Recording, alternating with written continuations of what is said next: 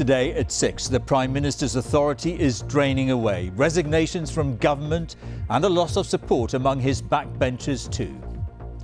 Just some of the Tory ministers and aides have sent in letters of resignation, 36 and counting.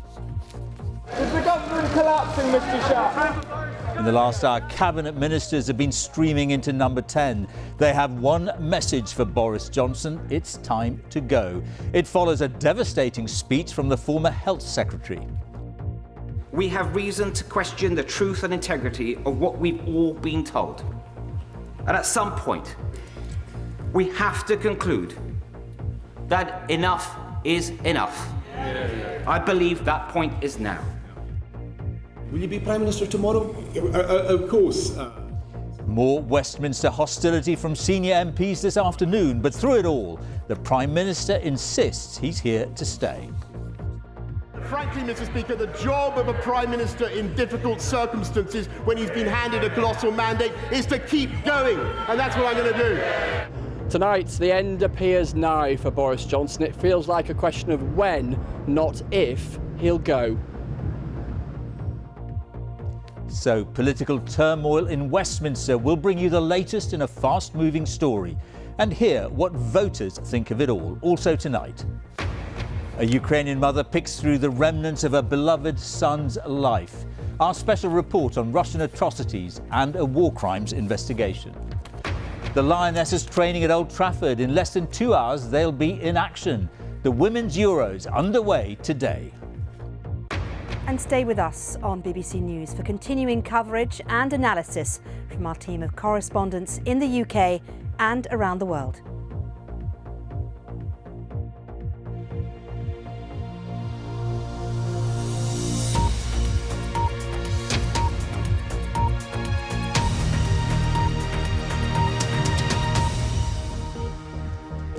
Hello and welcome to the BBC's News at 6. As we go on air this evening, a number of cabinet ministers are in number 10 and they have one message from the Prime Minister: it is time to go. At least 36 ministers and aides have said they can no longer serve under Boris Johnson. It follows a devastating resignation statement this afternoon from the former Health Secretary Sajid Javid. He told a packed House of Commons that he quit yesterday, along with former Chancellor Rishi Sunak, because he no longer thought it was possible to hang on to his own integrity while remaining loyal to the Prime Minister. Enough is enough, he said. All day, Conservative backbenchers have been withdrawing their support too. Despite all this, the Prime Minister insists he's here to stay. Rarely has Westminster seen a day when the authority of a Prime Minister has been undermined in this way. Let's turn to our political editor, Chris Mason. Chris. George, at lunchtime today, I sat in the press gallery for Prime Minister's questions, and you could feel, you could hear the authority and power of Boris Johnson draining away moment by moment. In the hours afterwards, even his most loyal supporters were privately saying the game was up. It was time for him to go. And as you were saying, in the last hour or so, a delegation of cabinet ministers, one by one, heading into Downing Street to say that Boris Johnson must resign. Today has felt like the most pivotal day yet in the downfall of Boris Johnson. The front pages, the photographers, the reporters, all asking the same thing. Is it all over, Prime Minister? The lenses tilt towards Boris Johnson leaving Downing Street, heading for Parliament at lunchtime, and Prime Minister's questions. The difficult questions usually come from the opposition benches. Today, they came from Conservative MPs as well. The Prime Minister constantly tries to deflect from the issue, always tries to blame other people for mistakes, and that at least nothing left for him to do other than to take responsibility and resign. Today I ask him to do the honourable thing, to put the interests of the nation before his own interests, and before, in his own words, it does become impossible for government to do its job. Does the Prime Minister think there are any circumstances in which he should resign? Frankly, Mr. Speaker, the job of a Prime Minister in difficult circumstances when he's been handed a colossal mandate is to keep going, and that's what I'm going to do. And when it was the Labour leader's turn, he took aim at those in the cabinet. only in office because no one else is prepared to debase themselves any longer, the charge of the lightweight brigade. Have some self-respect. In the middle of a crisis, doesn't the country deserve better than a Z-list cast of nodding dogs? Mr. Speaker, the difference between this government and that opposition is we have a plan and they do not. We're getting on. They want to focus on this type of issue, Mr. Speaker. We're going to get on with our jobs. Ian Blackford. The Scottish National Party leader at Westminster is often remorselessly barracked by Conservative MPs. Not today. Let's face it, it's a minor miracle that the Prime Minister has even made it through to Prime Minister's questions, and he really ought to see the faces behind him because, Prime Minister, it really is over. The Prime Minister is desperately clinging on to his own fantasy, but the public can't afford to put up with this farce of a government a minute longer. All day, it felt at times like every 10 minutes or so, Conservative MPs were sending letters saying the Prime Minister should go. And just take a look at the language chosen by the now former Justice Minister Victoria Atkins as she resigned. Values such as integrity, decency, respect and professionalism should matter to us all. I have watched with growing concern as those values have fractured under your leadership. I can no longer pirouette around our fractured values. Are we witnessing the collapse of the government, Mr Javid? And from a letter to a resignation statement from the man who just yesterday was Boris Johnson's Health Secretary. I call Sajid Javid. Have a look at the body language of the Conservative benches as you listen to Mr Javid's words. Treading the tightrope between loyalty and integrity has become impossible in recent months. And, Mr Speaker, I will never risk losing my integrity. And now this week again, we have reason to question the truth and integrity of what we've all been told. And at some point, we have to conclude that enough is enough. I believe that point is now. He said he had been patient, hoping things would improve. But I do fear that the reset button can only work so many times. There's only so many times you can turn that machine on and off before you realise that something is fundamentally wrong. And then there was this, a public, laser-guided attack on those still in Boris Johnson's cabinet. They will have their own reasons. But it is a choice. I know just how difficult that choice is. But let's be clear. Not doing something is an active decision. I am deeply concerned about how the next generation will see the Conservative Party on our current course. Can I say to the House, there will be no more personal statements today. Tonight, the Prime Minister's most senior colleagues are telling him his time is up. Firstly, it was the Community Secretary, Michael Gove. Is the government collapsing, Mr Shapps? Then, in the last hour, the Transport Secretary, Grant Shapps. Plenty more are doing the same. Prime Minister, how's your week going? Terrific. But Mr Johnson faced another interrogation first, the liaison committee of senior backbenchers, who were keeping up with the news. It's being reported that there's a delegation of your cabinet colleagues waiting in Downing Street, including the Chief Whip, the Transport Secretary and your new Chancellor, waiting to tell you when you finish here today that it's time for you to go. How will you respond to that? You're asking me to comment on... This conversation will happen in a few minutes, Prime Minister. So you say. But I'm not going to give a running commentary on political events. We're going to get on with the government of the country. This is a postcode defined by power.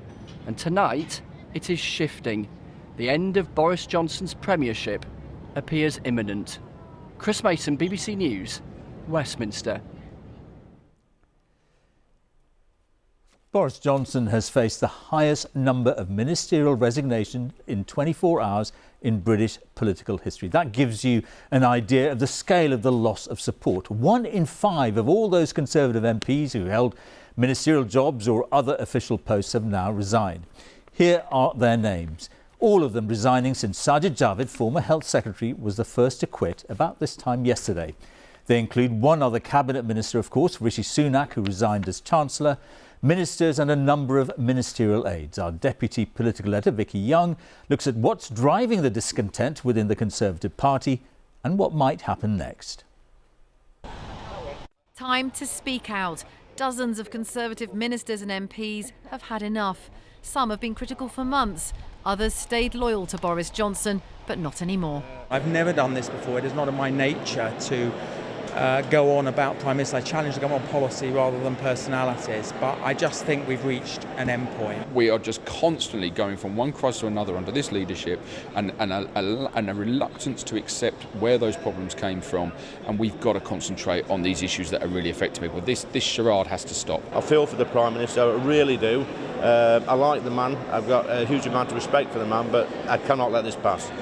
As support drained away, the Prime Minister's closest allies tried their best to fight his corner. My message to colleagues is calm down. Calm down. Really? Are they overreacting? Be very careful. In your view, even though... Be very careful where we go here. Why? Be very careful about bringing down a Prime Minister who won a very personal mandate from the British people in 2019.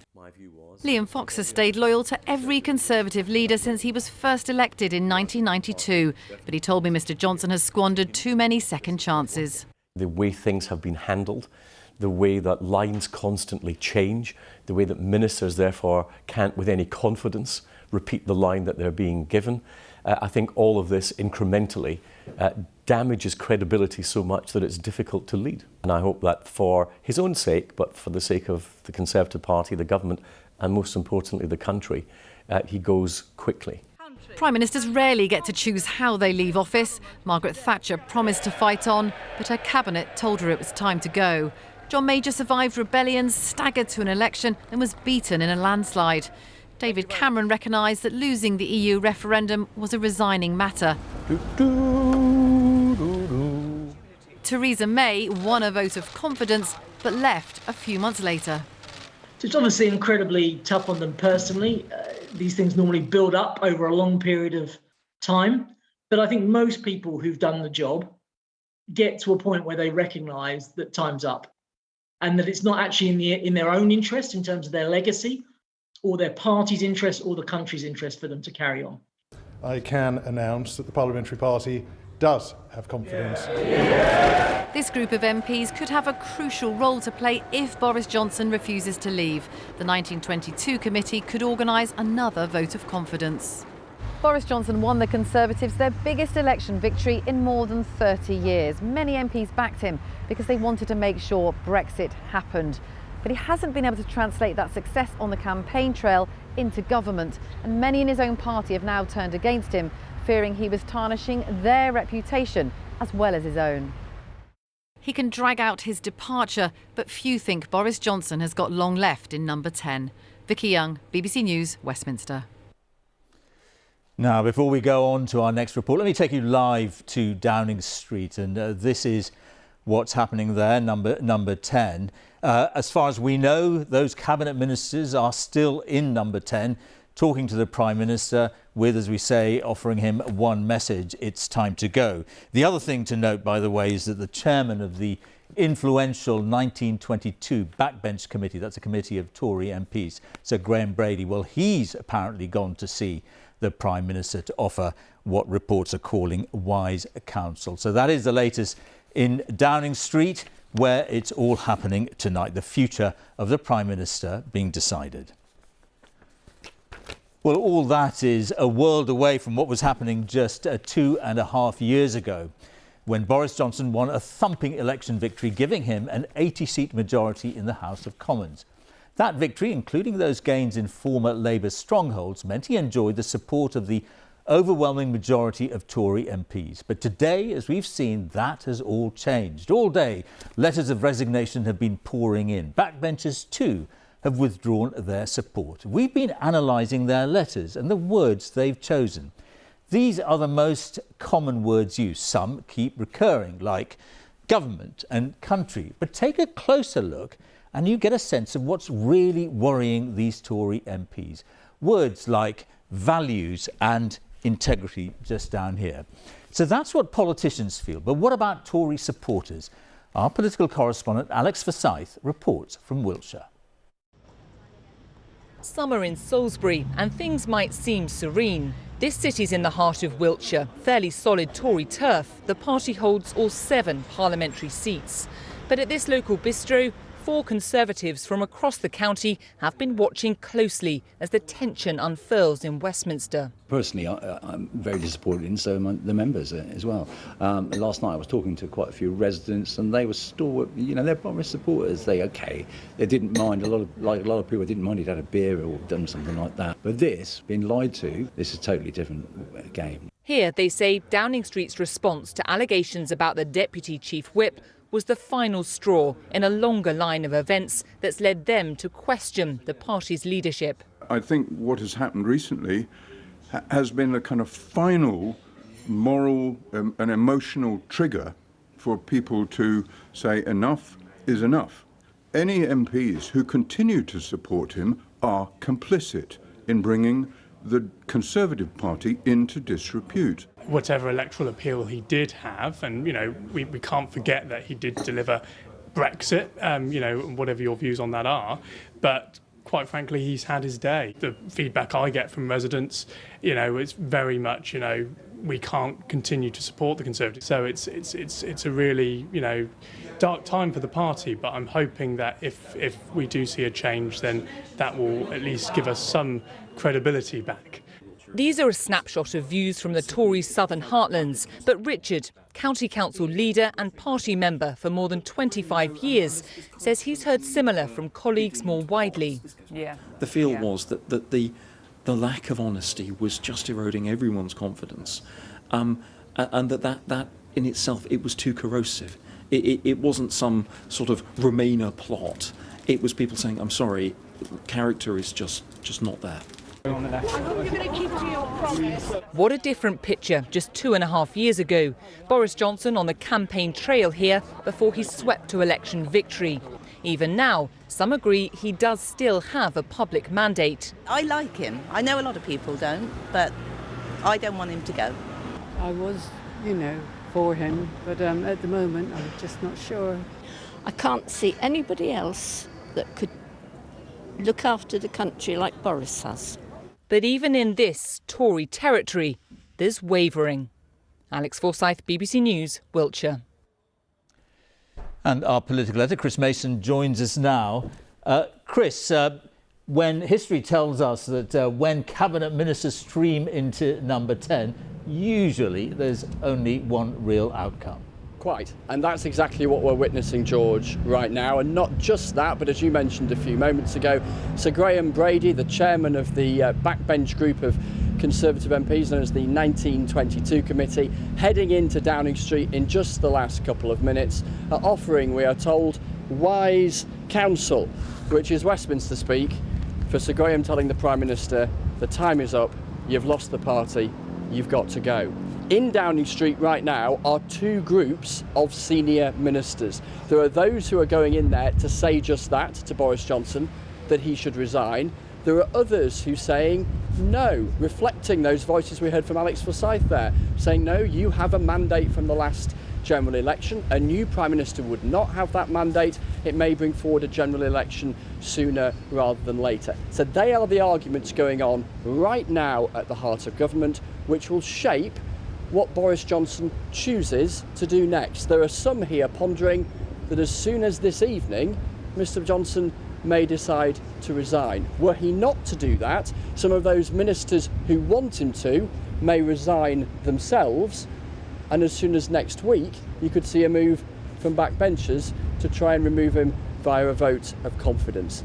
Things are very fluid, but this day could have quite a few hours left in it yet. Chris, thank you. And as Chris was saying, things are very fluid, so we'll be back with him whenever we need to in this fast-moving story. Now, Former Chancellor Rishi Sunak's shock resignation letter revealed that he and Boris Johnson fundamentally disagreed on the handling of the economy. His successor, Nadhim Zahawi, may be closer in ideology to the Prime Minister, having said nothing is off the table in terms of cutting taxes. But what economic situation has he inherited? Well, our economics editor, Faisal Islam, is here to explain. Faisal. Yes, thanks, George. The new Chancellor, Nadhim Zahawi, has a very difficult in-tray to deal with if he gets the chance. First up, the economy is slowing, possibly to a halt and plausibly into a recession, as the OECD and others have forecast recently the slowest of the major economies next year. The Chancellor acknowledged this challenge this morning, perhaps a hint of action, some sort of temporary stimulus. The problem is, of course, the rate of price rises. Inflation at a 40-year high, and not just heading higher, but again, according to outside forecasters and the Bank of England Governor himself, fears that inflation here in the UK will remain more stubborn, staying higher for longer. Clearly, the principal driver behind that is energy prices, and we've been shown an energy industry calculation that bills under the energy price cap for an average household this winter will top £3,000 a year for all types, direct debit, payments on the entire bill and prepayment meters. By the way, that would be the equivalent of a typical £50 top-up lasting just 4 days. This, though, is before the government's cost of living support. This morning, there was a leap in the point at which national insurance begins to be paid, now not until £12,500 of earnings. Certainly a significant effective tax cut on its own, worth about £300 for millions of households. However, this comes just 3 months after a much bigger NI rise and a freezing of income tax thresholds that has seen millions of taxpayers pushed into paying higher tax rates. The mood music from the Chancellor this morning was that nothing was off the table and he would review major tax and spending decisions. Here are some of the options, from fast-tracking a planned income tax cut, an emergency VAT cut, cancelling some of the planned rise in business taxes, and more direct cost of living support over the next year. But would that mean more borrowing? Former Chancellor Rishi Sunak felt the PM should level with Britain about tough times and that extra government borrowing risked making inflation worse. The PM, if he survives, or even to survive, might be tempted to alter course on that. George. Faisal, thank you very much. And the time is just gone 22 minutes past 6. Our top story this evening. The Prime Minister's authority is draining away, resignation after resignation from government, and a loss of support among his backbenchers too. And coming up, Nick Kyrgios storms through to the men's singles semi-finals at Wimbledon in straight sets against Chile's Christian Garin. And stay with us on BBC News for continuing coverage and analysis from our team of correspondents in the UK and around the world.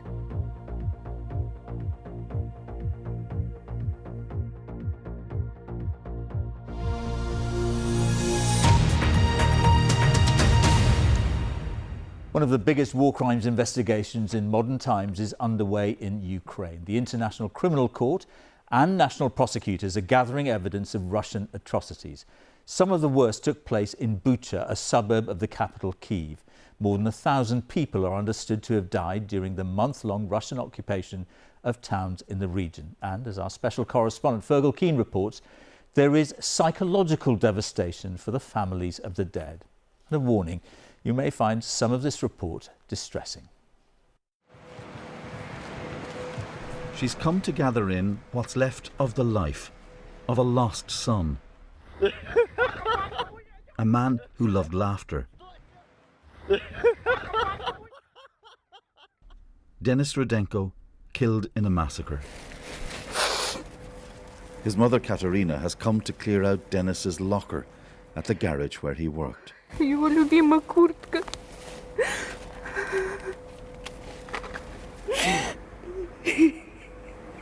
Шапочка его любимая. Моя дитятка. Denis was 37, a father of 2. He was shot dead by the Russians with 7 other men on March 4th last at 144 Yablonska Street in Bucha.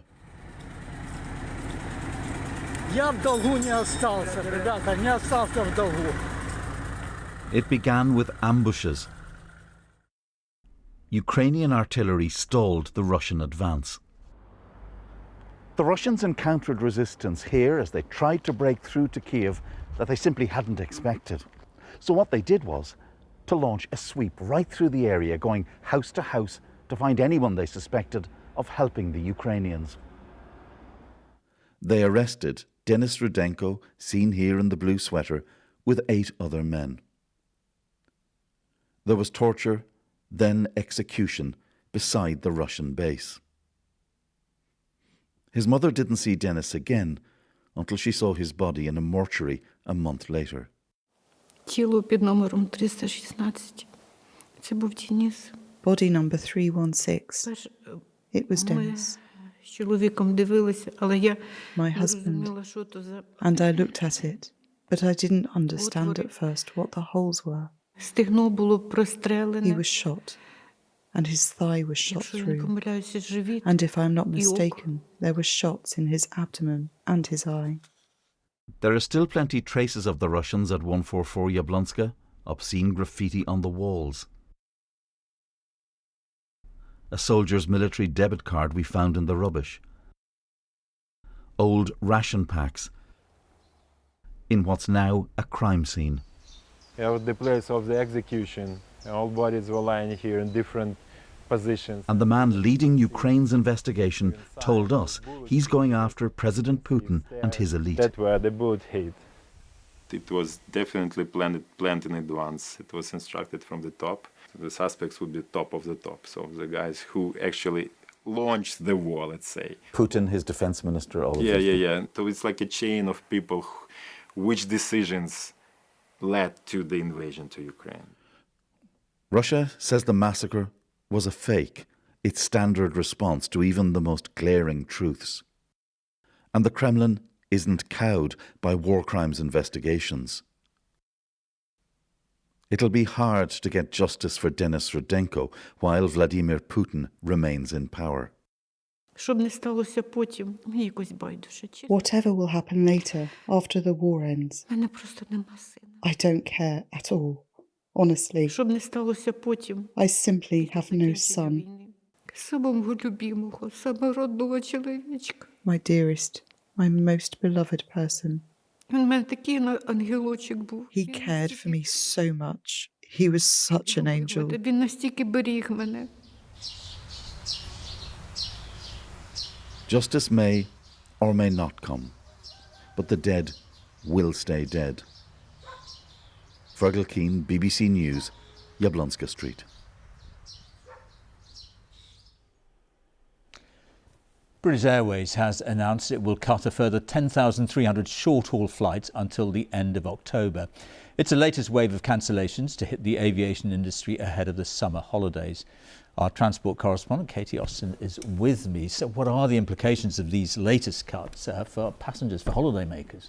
Well, these cancellations involve flights to and from Heathrow, Gatwick and London's City Airport over August, September and October. And I understand it brings the total number of flights British Airways has now removed from its April to October schedules to nearly 30,000. Now, a lot of aviation businesses are struggling with staff shortages right now, just as passengers return. And we have seen disruption at airports and we've seen airlines cancelling flights as well. This latest wave of advance cancellations by BA comes after the UK government gave airlines a short window to hand back flight slots they weren't going to be able to use anymore without the usual penalty. The point of that is actually to make schedules more resilient, to reduce the chances of summer disruption on the day, like last-minute cancellations. And British Airways says it's consolidating some of its quieter services to protect as many holiday flights as possible, and it says it's contacting customers about rebooking options or to give them a refund. All right, Katie, thank you very much. To sport now, the Women's Euros kick off this evening. England is hosting and the Lionesses are among the favourites. They take on Austria in front of 70,000 fans at Old Trafford tonight. Northern Ireland will be making their debut in the tournament, which has been delayed by a year because of the pandemic. Our sports correspondent Natalie Perks has this report. Manchester weather might not have cottoned on, but this is the start of a summer of sport. A summer where fans believe England's women will become household names and the game will change forever.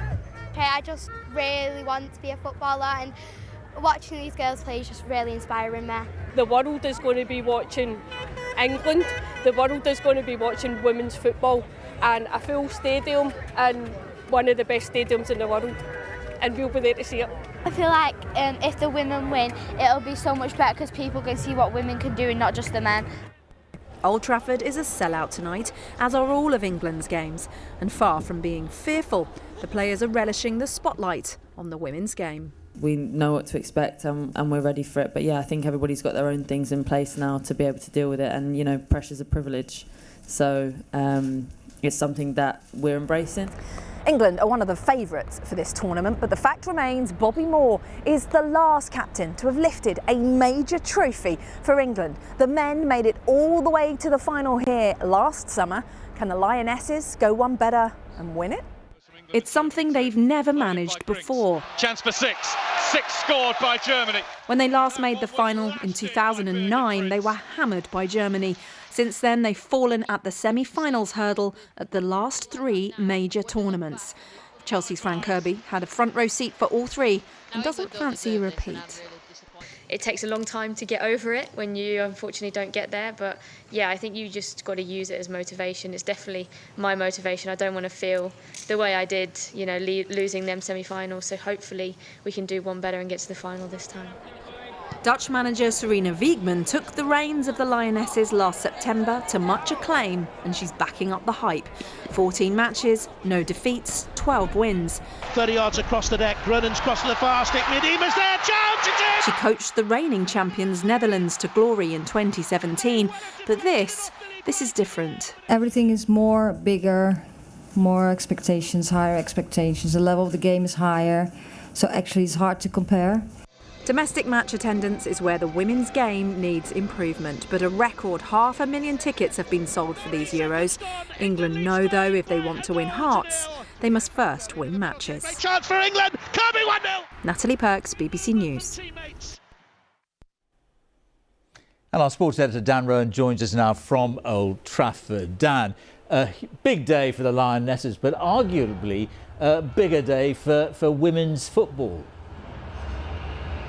I think women's sports more generally, George, yes. I mean, this is being seen by many as the single biggest women's sports event ever held in Europe, let alone here in England. There's no doubt that there's been huge strides made by women's football since the last Euros were held here in 2005, a fully professional domestic league that now attracts some of the world's best players, landmark broadcast deals, investment and sponsorship, a thriving grassroots scene as well.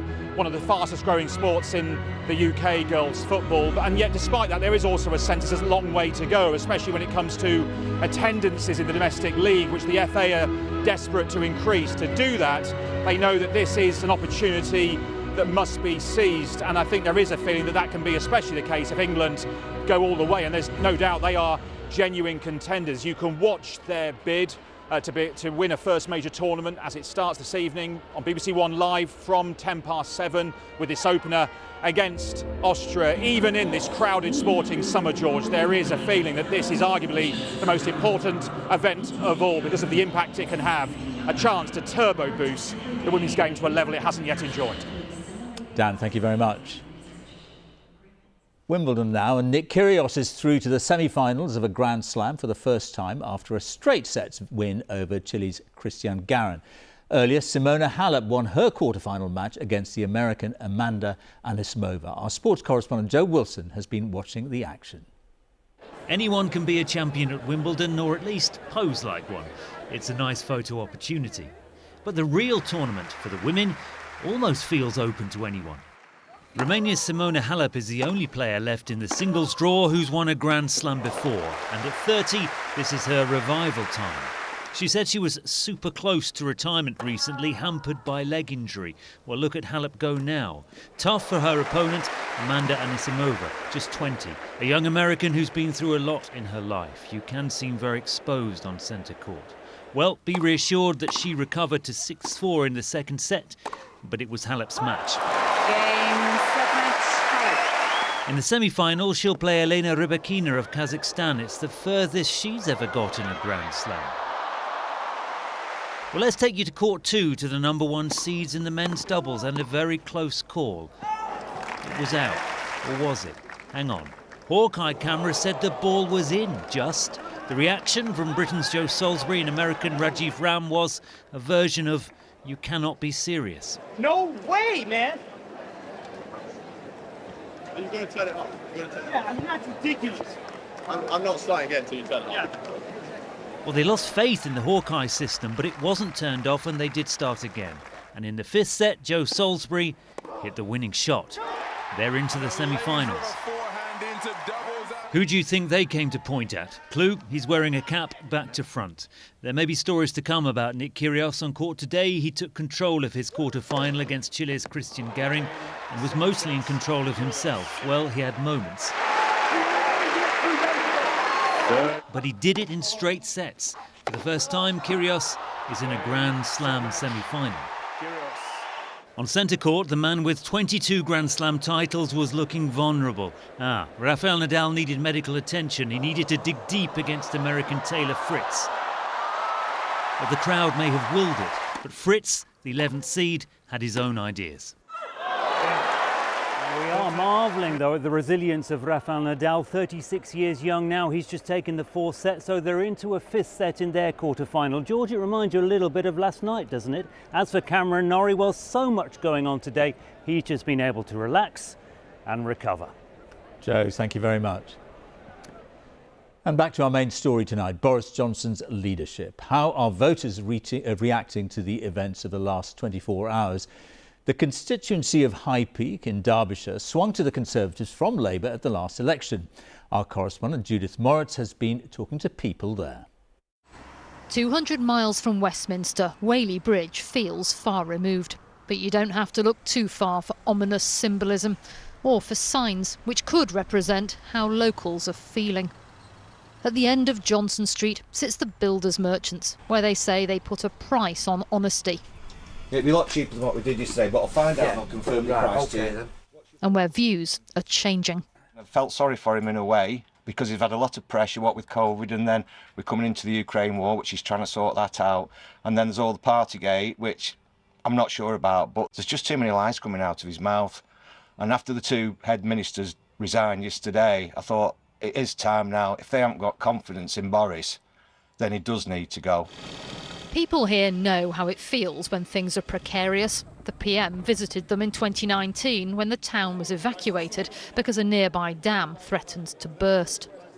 There is plenty of support here for Conservative ideology, but the local MP only holds this seat by the slimmest of majorities, 590 votes. And so come a general election, what's going on at Westminster could make a real difference to this constituency. Issues like the cost of living are an obvious priority, but personality politics matter too, according to 18-year-old Gemma. So you're studying politics. What do you make of the professionals, of how the government are handling things? They're not being great role models, in all fairness. Like, we need someone there to be in charge and have that expertise and show us, guide us the way. They're meant to be the people with the knowledge who are meant to guide us, but they're just not. Oh, it matters to me a hell of a lot. Outside, I found Colin, whose loyalty is wavering. Did you vote Conservative? Are you a supporter of the Tories? I've been a Conservative all my life, since 1960-odd. And there's one thing I always believed in, and that is honesty. If you're not honest, the public will not have you. The town's no longer under threat from the reservoir dam, but whether the government has a bright future here is another matter. Judith Moritz, BBC News, Whaley Bridge. Now, tonight, the Prime Minister is in Downing Street with his cabinet ministers on one of the most extraordinary days in UK politics, with no fewer than 38 members of the government resigning. Let's take you live now to Downing Street. All eyes on the comings and goings there this evening. That figure of 38, by the way, is 2 more resignations than when we started this programme. I said it was fast moving, so let's get the latest now with our political editor Chris Mason, who's in Westminster for us. Chris, I also mentioned the fact that Sir Graham Brady was heading to Downing Street. He's chair of the 1922 committee. I wonder if you'd just explain to our viewers why that is so significant. It's so important that, George, because he is the keeper of the letters. In other words, he collates the opinion of Conservative backbenchers to work out whether or not a Prime Minister should stay or should go. And him heading there tonight suggests that he may now be in possession of enough letters to be able to say to the Prime Minister that there are a majority of Conservative MPs who would like him to go. We don't know that explicitly, but that would appear to be where we are this evening. Let me paint you a picture of Downing Street right now. In the last few minutes, I'm told, the Prime Minister has been holding his entirely normal, regular, weekly audience with the Queen, conducted on the telephone, as is pretty much standard procedure now. He's also been talking to ministers, some ministers who'd like to see him go, others who would like to see him stay. He is saying, yes, there's been 38 resignations, but 13.9 million people voted for him. He's also saying to those who want to see him go, are any of those who are likely to replace me going to be able to replicate his electoral success at the last general election? So, despite everything, he remains bullish, but I'm told he's well aware of what is going on around him. As I said before, and it's worth saying again, it could be quite an evening. There are some speculating he could resign as soon as tonight. If he doesn't, then those backbenchers will start to think about, can they change the rules to find a mechanism, another vote, to try and dislodge him as soon as next week. Chris, thank you very much. And he's obviously got a very busy evening ahead of him. Time now for a look at the weather. Here's Louise Lear. Hello. Hi there, George. Well, quite dull, literally, I'm afraid, at the moment, the weather story. You can see overcast skies. Now, this was Suffolk, but if you take a look at how extensive the cloud has been today, quite widespread across the country. We have seen some breaks through the Midlands and down into the southwest at times. It's been quite breezy as well into the far north, but all that is set to change over the next few days. In actual fact, we'll see a return to some sunshine, but with that, we'll also see a return to some heat, and it might start to get a little bit too hot for many of you over the next few days. Why? Well, the jet stream is way to the north, and once we're on the southern flank of the jet stream, the warmer side, and this high pressure is going to continue to sit out across the Atlantic over the next few days. So that means overnight tonight we keep some cloud, maybe a few scattered showers moving down through the Midlands into the London area over the next few hours. It'll stay relatively mild through the night, temperatures widely into double digits, almost quite muggy to start with, and in actual fact that's going to be the story over the next few days. So you might start off with quite a lot of cloud first thing in the morning, but the difference tomorrow is that cloud will start to disappear. The exception being the far northwest of Scotland, maybe the north coast of Northern Ireland. Here temperatures a little bit more disappointing, but generally speaking up to highs of mid-20s. That's the mid-70s in terms of Fahrenheit. And as we move further ahead into Friday, there'll be even more sunshine to look out for. Once again, the far northwest will stay cooler, a little cloudier with temperatures mid-teens, but we could see highs of 28 degrees in one or two spots. And if that happens, that's 82 Fahrenheit. Warmer still as we head towards the weekend and into next week. And in fact, this heat could be here to stay for quite some time, and it may just get too hot and too oppressive for many of you. George. Louise, thank you very much. And that's BBC News on the 6th of July. You can keep up with all the latest developments on the BBC website. From the 6 team, it's goodbye. The news continues here on BBC One, as now it's time to join our colleagues across the nations and regions for the news where you are. Good night.